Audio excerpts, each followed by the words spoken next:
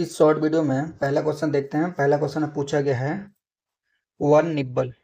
ठीक है, one nibble के बारे में पूछा गया। वन निब्बल कितना होता है ये पूछा गया है, तो हमें बताना है वन निब्बल कितना होता है। तो आप लोगों ने पढ़ा होगा ये निब्बल जो होता है ये मेमोरी के जो यूनिट्स होते हैं, मेमोरी में जैसे एमबी केबी ये सब बता रहे थे, ये भी एक मेमोरी का यूनिट है। तो मैं यहाँ पे लिखवा देता हूँ कि मेमोरी में के कितने यूनिट्स होते हैं। तो सबसे पहले बीट होता है। बीट तो आप सभी लोग जानते होंगे, बीट मतलब 0 1।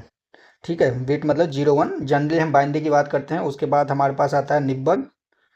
ठीक है, निब्बल आता है। फिर हमारे पास यहाँ पे आता है बाइट। ठीक है, बाइट आता है। फिर केबी लिखते हैं जिसको किलोबाइट बोलते हैं। फिर एमबी मेगाबाइट। फिर हमारे पास आता है गीगाबाइट, जीबी। फिर आता है टेराबाइट। तो ये सारे जो होते हैं, तो यहाँ पे जो बीट होते हैं, बीट तो एक होता है, इसका एक ही बीट होता है। तो बीट को वन बोलते हैं। निब्बल जो होता है ये 4 बीट का होता है। और बाइट जो होता है 8 बीट का होता है। और के बी आपको पता ही होगा, 10 के बी 2 की पावर 10 होती है।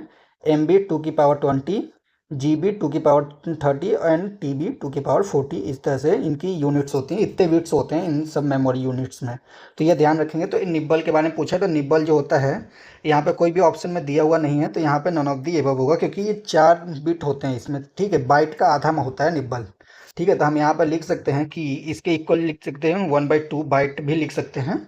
तो ये हमारा आंसर है।